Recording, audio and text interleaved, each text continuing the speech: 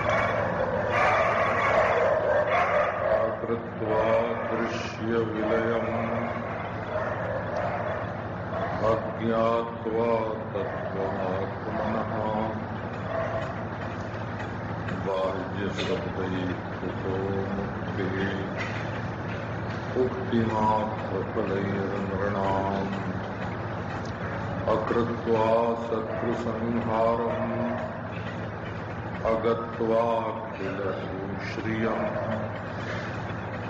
राजाहमिति शब्दान्नो राजा भवितुमर्हति।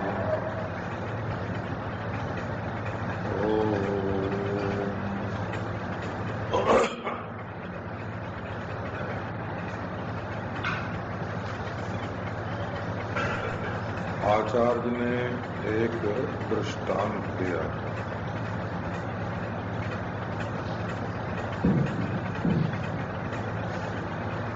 वे कहते हैं कि शत्रुओं का तो संहार न करे और अखिल भूमि की संपदा का अधिगम न करे और मुंह से बोलता रहे कि मैं राजा हूँ राजा, मैं राजा हूँ राजा, तो केवल मुंह से राजा बोलने से कोई राजा नहीं हो जाता। इसी तरह ब्रह्मानुभूति के लिए भी अज्ञान रूप शत्रु को मारना पड़ता है।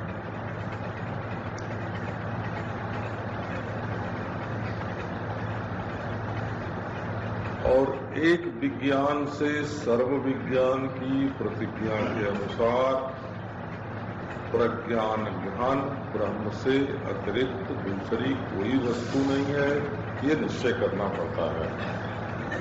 तो वेदांत में दृश्य विलय शब्द का अर्थ है कृत्स्नस्तु प्रज्ञान घन एवं, ऐसा घनीभूत प्रज्ञान है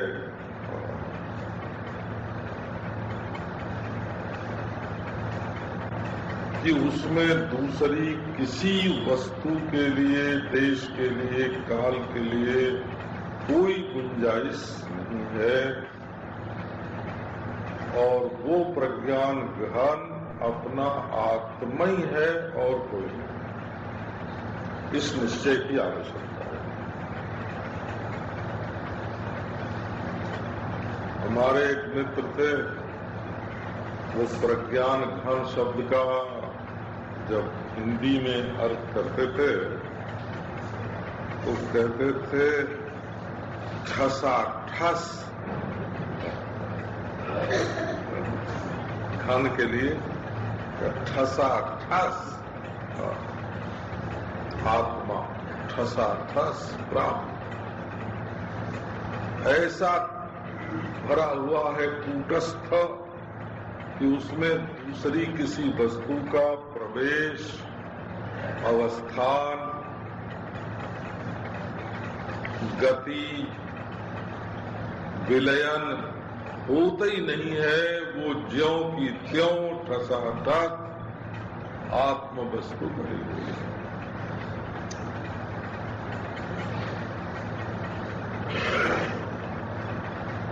जैसे कार्य कारण सिद्धांत में या व्यष्टि समष्टि सिद्धांत में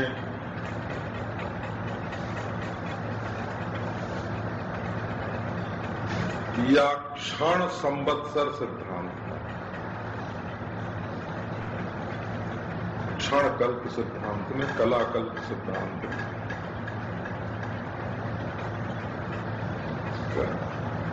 आप देखो, आपके पास 4 चवन्नी है कि 1 रुपया है। अब हम तो पुराने हिसाब से बोलते हैं क्योंकि आजकल हमको हिसाब मालूम नहीं। अच्छा, तो आपके पास 100 नए पैसे हैं कि 1 रुपया है? बोले भाई हमारे पास तो 1 रुपया है, 100 पैसे तो नहीं है। बोले इस 1 रुपए के नोट में 100 पैसे शामिल है, तो क्या 100 रुपए के नोट को 100 टुकड़े कर दें तो 100 पैसे निकलेंगे उसमें से? 100 पैसे नहीं निकलेंगे। वो 100 पैसे कल्पित रूप से कागज के नोट में रहते हैं, उसको कल्पना बोलते हैं। आप 1 रुपए के नोट में 100 पैसा मानते हैं कि नहीं? 100 पैसा तो मानते हैं। तो क्या उसमें 100 पैसे का वजन है कि उसको फाड़ के 100 पैसे उसमें निकाले जा सकते हैं कि नहीं? ये एक मान्यता स्वीकार कर ली गई है कि इसमें 100 पैसे हैं।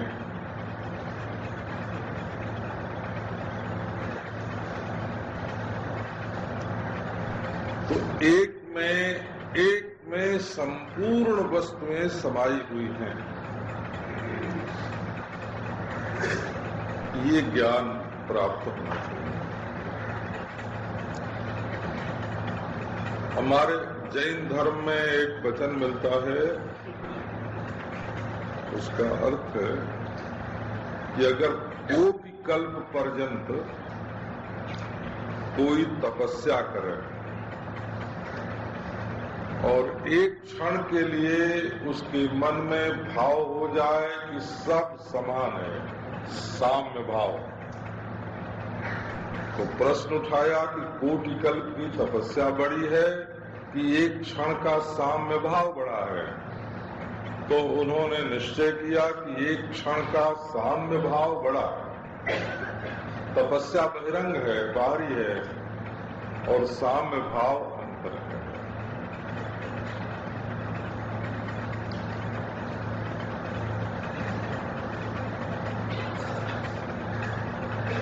तो कार्य का कारण में विलय एक दूसरी प्रक्रिया है, और जागृत, स्वप्न, सुषुप्ति, इन तीन अवस्थाओं का महाजागृत में विलय एक अद्भुत प्रक्रिया है। आत्मदेव के महाजागृत में जागृत, स्वप्न, सुषुप्ति करोड़ों भाषित हो रही हैं। ये महाजागृत अपने आत्मा का स्वरूप है।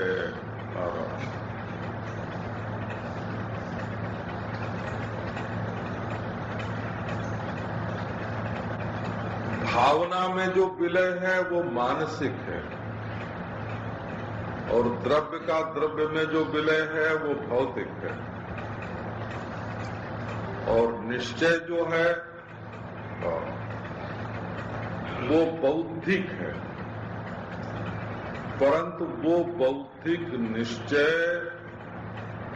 विषय के ज्ञान से हुआ है कि बुद्धि के अधिष्ठान के ज्ञान से हुआ है, ये फर्क होता है। तो जो शून्यता का निश्चय है वो बौद्धिक पदार्थों के क्षणिकता के आधार पर है, और जो ब्रह्म निश्चय है वो अधिष्ठान के आधार पर है।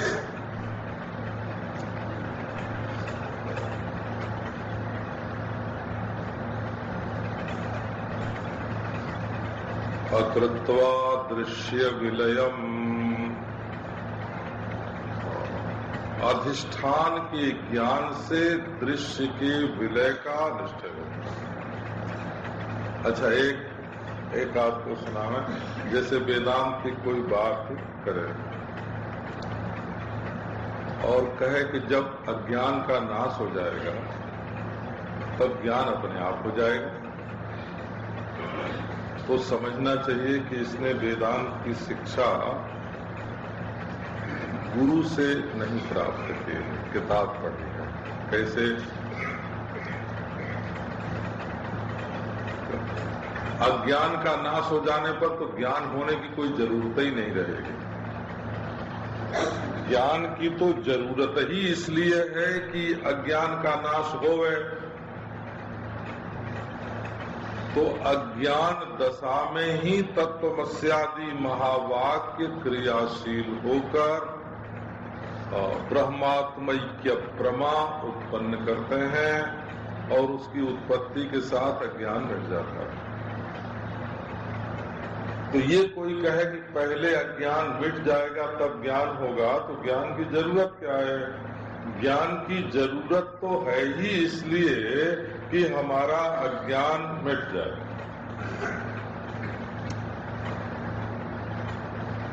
अज्ञात्वा तत्वमात्मनः, असल में यहाँ एक साथ ही आत्म तत्व का ज्ञान और दृश्य विलय, ये दोनों जुगपत एक साथ एक प्रयत्न। आप बता सकते हैं, आपकी रोजमर्रा की बात है, रोज रोज की, पहले नींद टूटती है तब आप जागते हैं कि पहले जागते हैं तब नींद टूटती है? जरा सोच के बताइए तो। है? पहले नींद टूट जाती है तब जागते हैं कि पहले जाग जाते हैं तब नींद टूटती है? तो भाई एक ही चीज के दो नाम हैं, जाने वाले की पहलू से उसको बोलते हैं नींद टूटना, और आने वाले के पहलू से बोलते हैं जागना। ये ठीक एक ही क्षण के दो नाम हैं।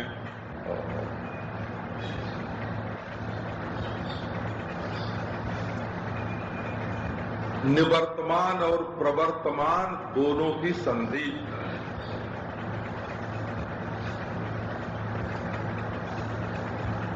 जाता हुआ क्षण और आता हुआ क्षण दोनों की संधि में क्या है? चुनौती है गणितज्ञों के लिए। क्या कि कब कौन क्षण गया और कब कौन क्षण आया, ये घड़ी देख के बताओगे? ये तो निरवयव काल में क्षण कल्पित होता है, ये सिद्धांत जिनको मालूम नहीं है। एक अनादि और नित्य काल में क्षण क्षण क्षण क्षण क्षण ये घड़ी बतावेगी, सूरज बतावेगा, चांद बतावेगा, धरती की गति बतावेगी, काल थोड़ी बतावेगा। वो तो बिल्कुल कल्पना होती है। इसलिए दृश्य विलय का क्षण अलग और आत्म तत्व ज्ञान का क्षण अलग, ये कल्पना करने वाला सृष्टि में कोई नहीं है, कोई नहीं है। तो बाहर से यदि समझोगे नहीं और बाहर से बकते झकते रहोगे तो तुम्हारा ज्ञान केवल जीव के नोक पर रहेगा। वो बाचा ज्ञान होगा, सच्चा ज्ञान नहीं होगा। गोस्वामी तुलसीदास जी ने कहा है कि बात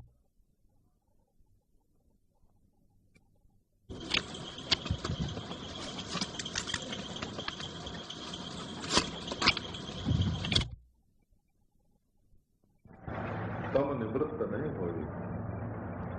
वर्णन कर रहे थे अज्ञान का कि वो वाक्य ज्ञान से निवृत्त नहीं होता, और बीच में ये बात डाल दी, अर्थांतर आ गया। तो ऐसे केवल जबानी जमा खर्च से अगर कोई करोड़पति हो जाता, कुछ देना पड़ता है, कुछ लेना पड़ता है, कुछ करना पड़ता है। तो इसी बात को दृष्टांत से और समझाया। केवल जहां जबानी जमा खर्च होना, आजकल हम लोग ज्यादातर जो बातें आपस में करते हैं वो व्यर्थ होते हैं।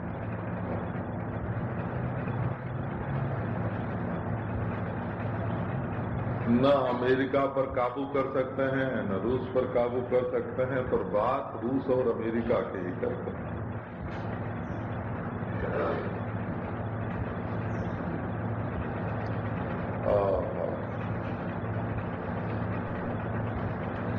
न एक लाठी सह सकते, न जेल में जा सकते हैं, और बड़े बड़े त्याग बलिदान की चर्चा करते हैं।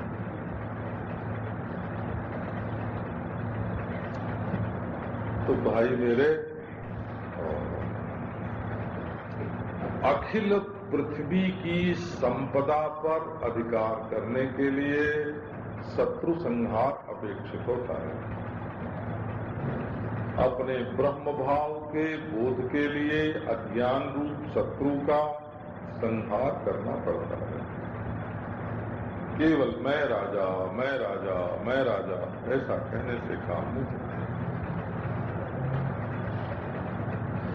पहले व्यर्थ वचन छोड़ो। इतनी मामूली बात, सब प्रयोजन बोलो, निष्प्रयोजन मत बोलो।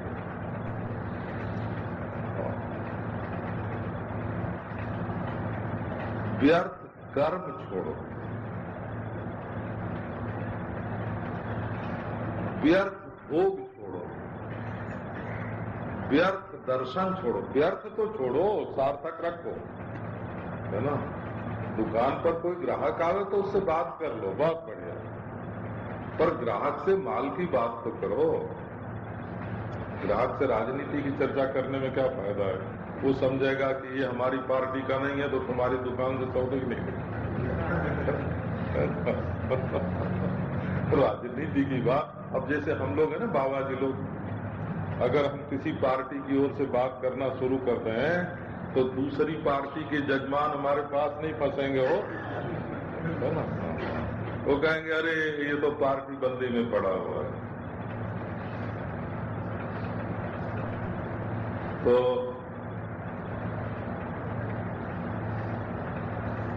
अपने आप को व्यर्थ भाषण, व्यर्थ कर्म, व्यर्थ भोग, है ना,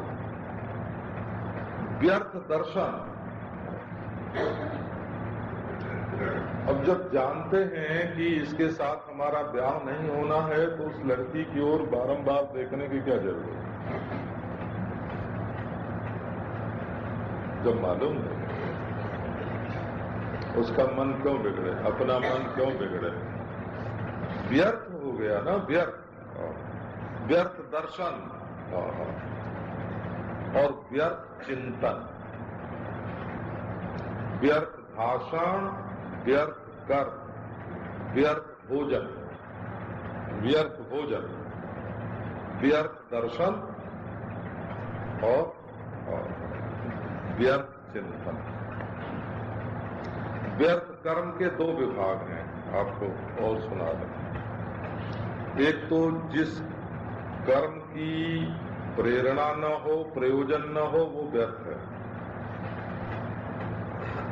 और दूसरे चेष्टाएं जो शरीर से होती है ना, जैसे कुर्सी पर बैठ के पांव हिलाना, है ना,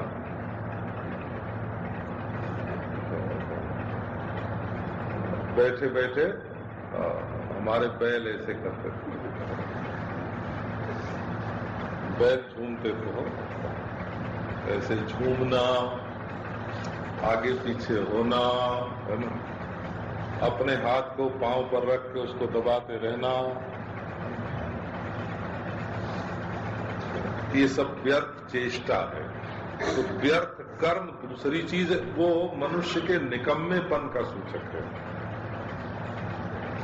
व्यर्थ चेष्टा अलग है, व्यर्थ कर्म अलग है। ये कर्म के दो विभाग हैं। चेष्टा अपने शरीर में होती है और कर्म दूसरों के लिए होता है, दूसरों के साथ होता है।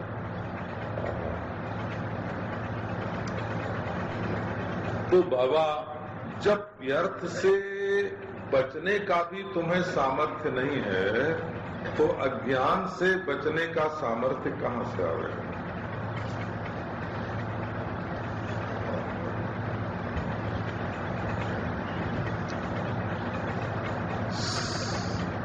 इतना कीमती समय मिला। आप जानते हैं, एक करोड़पति मरने लगे,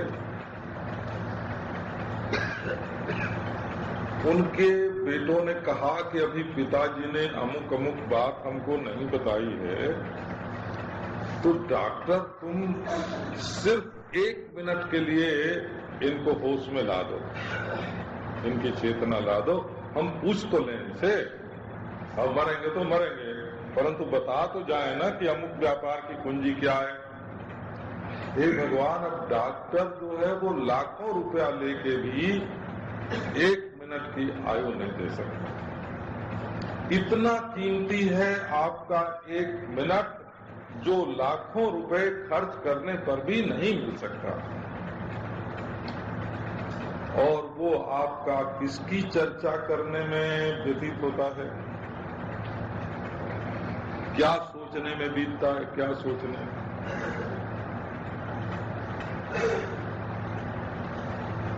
बड़ी कीमती और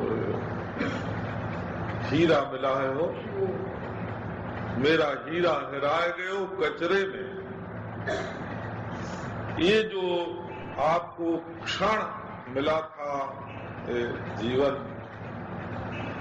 ये बेमतलब की बातों के सोचने में, बोलने में, करने में बीत रहा है।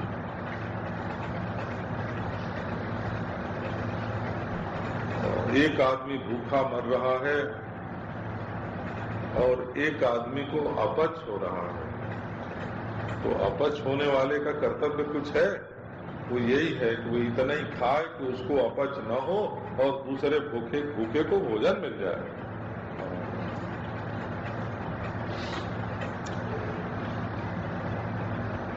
तो भाई मेरे,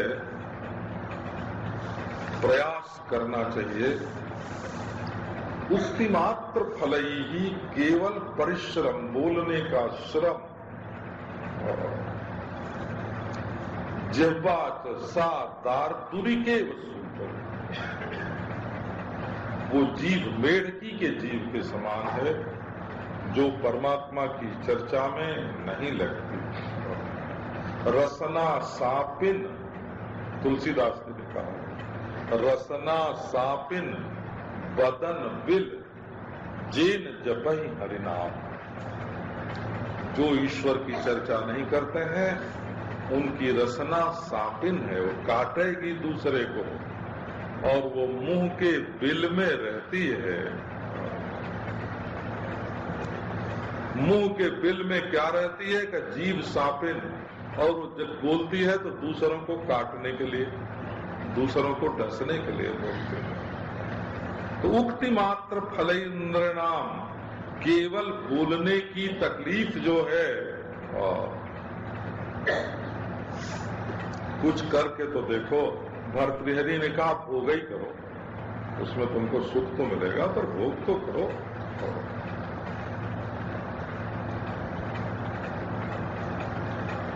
भोग करने में भी सुख मिलता है, पर तुम भोग करके सुखी तो हो जाओ। नध्यातम पदमीश्वरस्य विधिवत संसार विच्छित्तये, स्वर्गद्वार कपाट पाटन पटुर धर्मो विनोपार्जिता, नारी पीन पयोधरो रुजुगलम स्वप्ने विनालिंगितम, मातु केवलमेव यौवन वनच्छेदे कुठारावयम।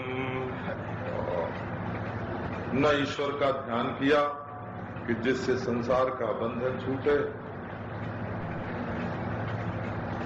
और न धर्म किया जिससे स्वर्ग मिले, न भोग किया जिससे इस लोक में सुख मिले, न परमार्थ मिला, न परलोक मिला, न लोक मिला। मैया हो गई बुढ़िया हमको पैदा करके, और हम केवल बेगार भरने में, बोझ ढोने में हमारा जीवन व्यतीत हो गया। तो तब करना क्या चाहिए?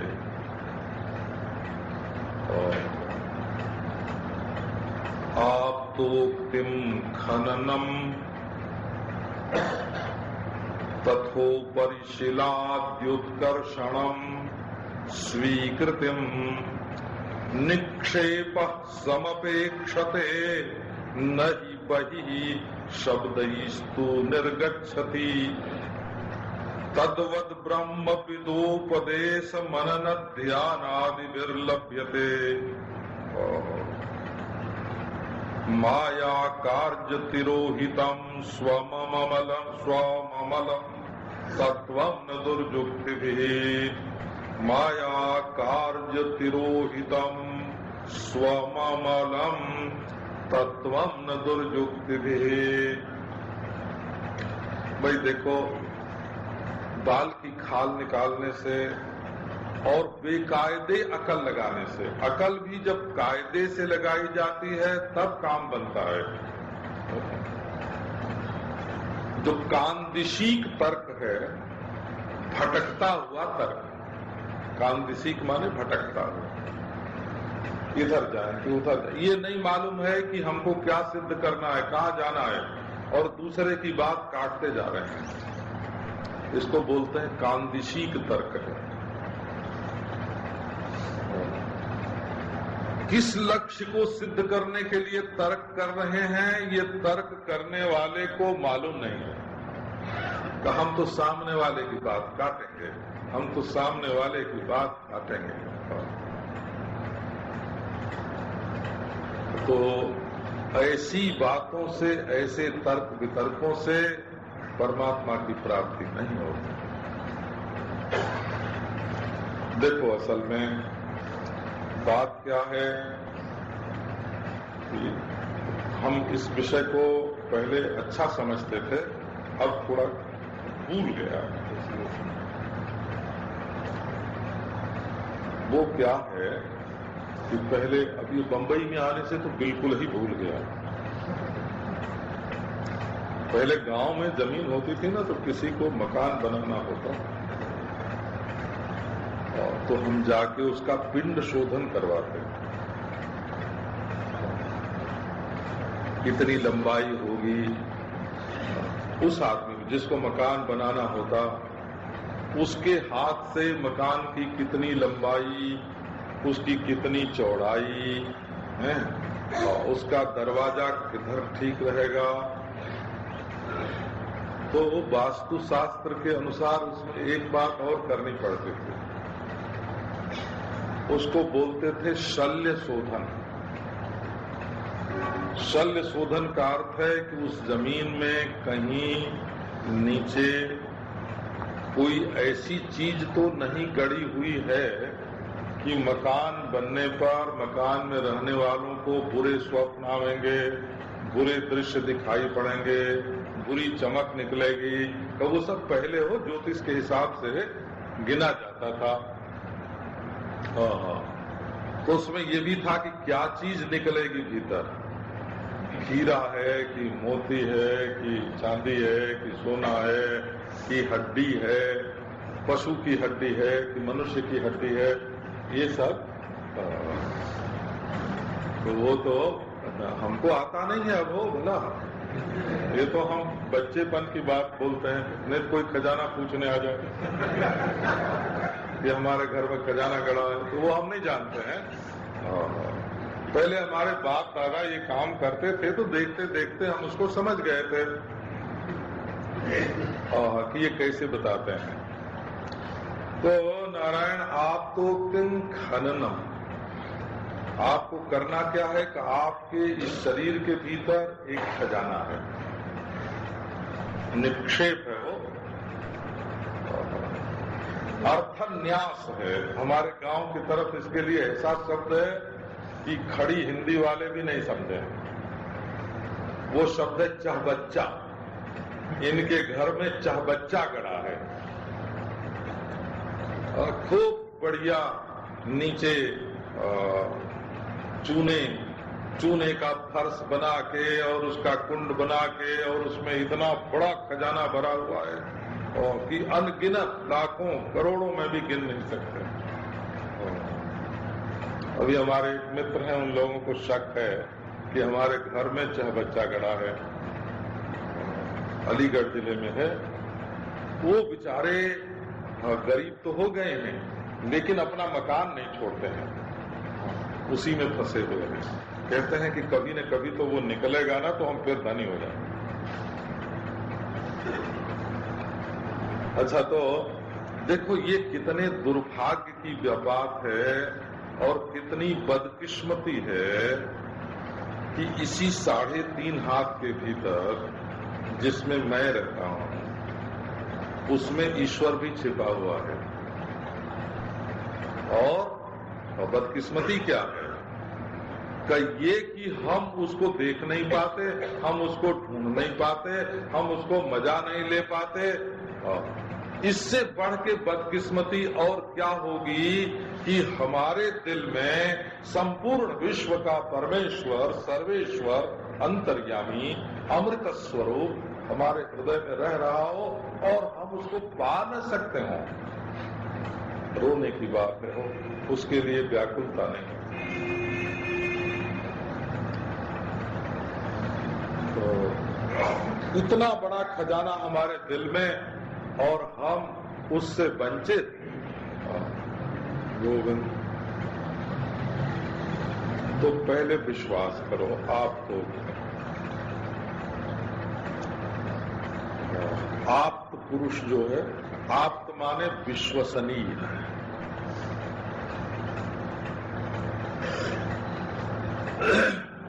आप्त शब्द का अर्थ होता है जिसका विश्वास करना योग्य है, अनुभवी पुरुष है।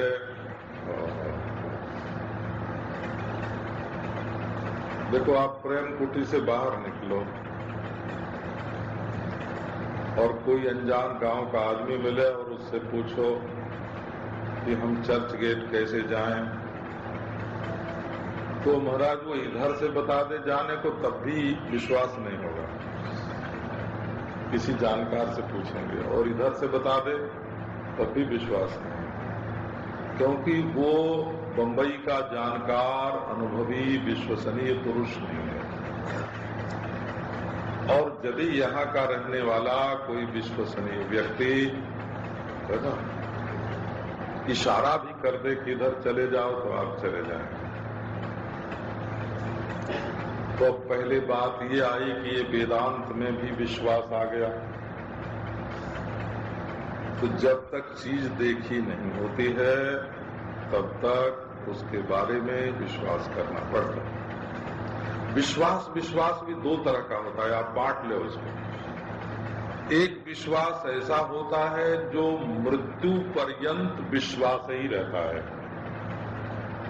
जैसे आपको कोई कहे ना कि 5 गोदान कर दो और तुम बैतरणी से पार हो जाओगे और तुमको स्वर्ग मिलेगा। तो ये जो तुमने ब्राह्मण पंडित की बात पर विश्वास किया, वो मरने तक तो विश्वास ही रहेगा। मरने के बाद जब बैतरणी मिलेगी तो देखना कि आपको वो गाय पार कर रही है और आप स्वर्ग जा रहे हैं। लेकिन एक विश्वास ऐसा होता है जिसका अनुभव मृत्यु से पहले इसी जीवन में हो जाता है। तो ये जो परमार्थ संबंधी विश्वास है, ईश्वर की, ब्रह्म की बात जो है, इस पर जो विश्वास करना है, ये मृत्यु पर्यंत विश्वास नहीं रहता है। इस विश्वास का फल तो यही देखने में आता है। आप सेठ जी पर विश्वास करके उनके यहाँ पैसा रख दो, वो ब्याज सहित आपको वापस कर देंगे, तो ब्याज का फल तो यही मिलेगा ना, पर परोक्ष मिलेगा, वो भी देश से मिलेगा। सब बैंक में रख दो, वो भी देश से। पर ये विश्वास ऐसा है कि आप विश्वास करो और तत्काल आपको अनुभव हो जाए। यहाँ विश्वास और अनुभव, इनमें फर्क नहीं है। क्यों? कि ये दूसरे पर विश्वास नहीं है, ये अपने बारे में विश्वास है। ये स्वर्ग पर विश्वास नहीं है, ये गोलोक साकेत पर विश्वास नहीं है, ये बैतरणी नदी पर विश्वास नहीं है। ये तो अपने ऊपर ही ऐसा विश्वास है जो तत्काल अनुभव हो जाए, ऐसा। तो ऐसा जो विश्वसनीय पुरुष है, आप्त पुरुष है, उसकी जो उक्ति है उस पर विश्वास करके आप चलिए। और उसके बाद खननम, कोई जहां आपके घर में खजाना रखा है, तो जो विश्वसनीय पुरुष है, एक मंदिर था, उस पे लिखा हुआ था वो, जो उसकी बही खाते में लिखा हुआ, 14 जनवरी 12 बजे दिन और 20 फुट की दूरी और खजाना। और लो, और किसी की समझ में ही नहीं आवे कि ये क्या है। तो जानकार आदमी ने कहा कि अच्छा 14 जनवरी आने दो, फिर बताएंगे। 14 जनवरी आ गई, बोले अच्छा भाई 12 बजने दो, 12 बजा। बोले अब 20 फुट इसकी परछाई जहां पड़ रही है ना, मंदिर की परछाई, 20 फुट दूर नापो, परछाई को 20 फुट नापो। ये भगवान 20 फुट नाप के खोदा गया तो वहां से खजाना निकल गया। जानकार था, अनुभवी पुरुष था। रोज रोज छाया बदल जाती है ना, गर्मी में किधर गई, जाड़े में किधर गई, बरसात में किधर गई। नहीं, 14 जनवरी की छाया चाहिए उसके लिए। हे भगवान, ऐसे निकल गया खजाना, निकल गया। तो खोदना पड़ता है, और उस खजाने के ऊपर जो शिला आदि रहती है ना, शिला आदि पत्थर रखा हुआ है, उसको हटाना पड़ता है। और फिर ये हमारे हक का है, हमारा हक है, स्वीकृति होती है। तो ये जो खजाना है उसको कमाई करना नहीं पड़ता, दूसरे के घर से लाना नहीं पड़ता, उसको बनाना नहीं पड़ता। केवल उसके बारे में जानकारी और जो उस पर पर्दे हैं उसको फाड़ देना, बस इतनी ही जरूरत पड़ती है। आप निश्चय करो कि वो परमानंद का खजाना आपके शरीर के भीतर, दिल के भीतर है। और उसका खनन क्या है, खोदना क्या है? खोदना यह है कि आप भीतर प्रवेश कीजिए और उस पर जो पर्दे हैं, आवरण हैं, उनको आप फेंक दीजिए, हटा दीजिए। और अरे ये तो अपना आप ही है, बस मिल गया।